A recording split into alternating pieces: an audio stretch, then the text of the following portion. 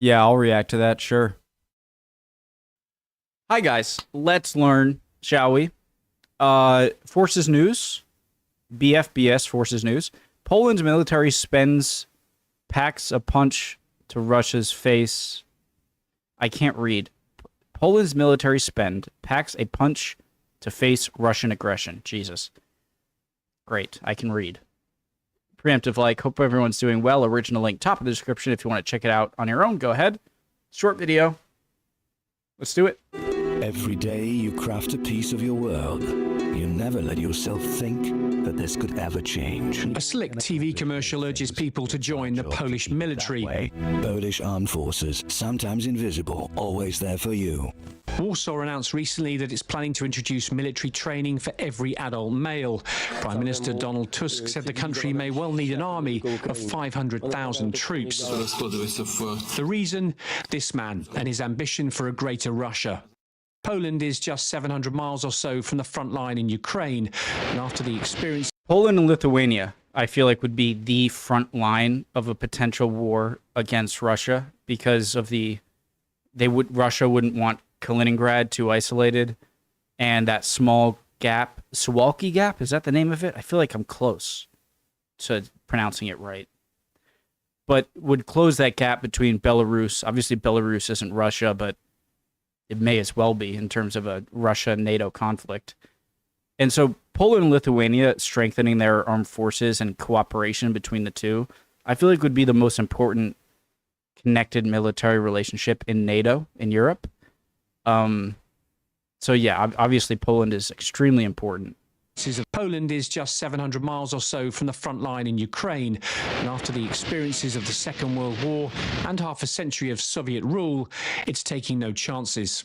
Poland has a 330-mile border with Ukraine and a 250-mile border with Russia's ally Belarus, where Moscow has deployed tactical nuclear weapons. On Russian TV, Kremlin propagandist Vladimir Solovyov showed how Moscow views its western neighbor. Guys, this is the scary part about Kaliningrad, is that I know Kaliningrad is a major hub of Russian nuclear weapons, and so if a war erupts between Russia and NATO, then Kaliningrad is going to be probably target number one for NATO at first.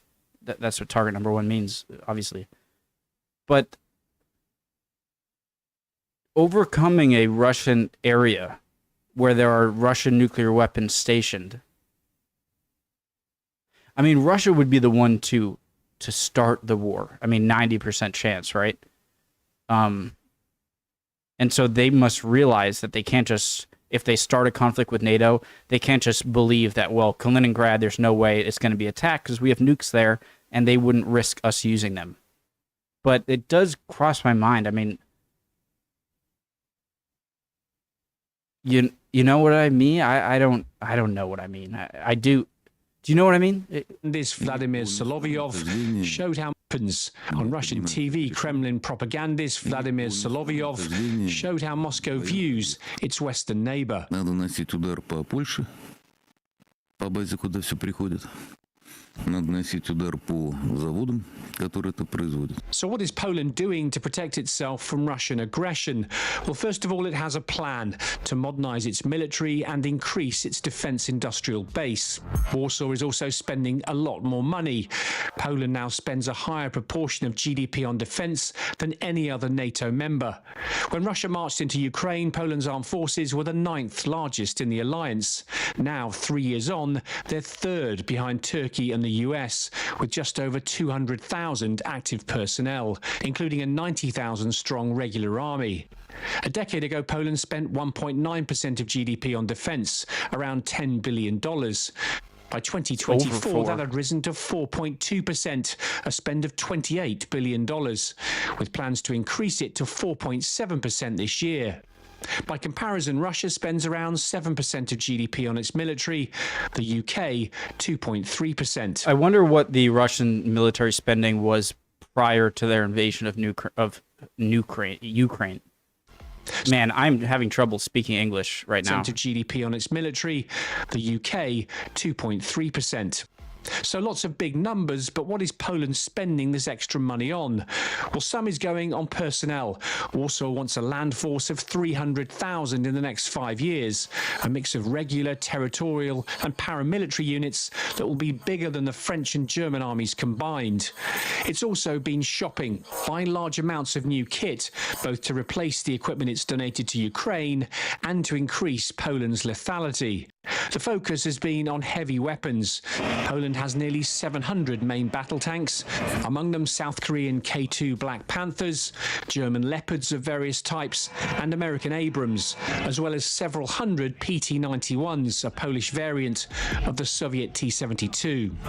And that's just for now. In total, Poland has ordered 1,300 tanks, including more than 800 Black Panthers and 250 of the latest version of the Abrams. It's even Guys, I heard that in one video many months ago that the Abrams actually wasn't performing that well in Ukraine. I don't know if it's a fluke or is the Abrams just not as good as, say, some German tanks. I wonder if anyone knows. I really have no idea. even opened an Abrams and 250 of the latest version of the Abrams. It's even opened an Abrams Tank Academy in Poznan. Artillery is another area where Poland's investing. It already has 800 artillery pieces, but it's buying more. After donating 18 Krab self-propelled howitzers to Ukraine, Poland's now buying another 182. Guys, why aren't all tanks essentially artillery units? Like, is this artillery gun worse than normal tank guns? You know what I mean? I wonder in what disadvantages this armored vehicle has to a normal tank. I mean, it looks like a tank. Could it not just lower its gun and then essentially be a tank?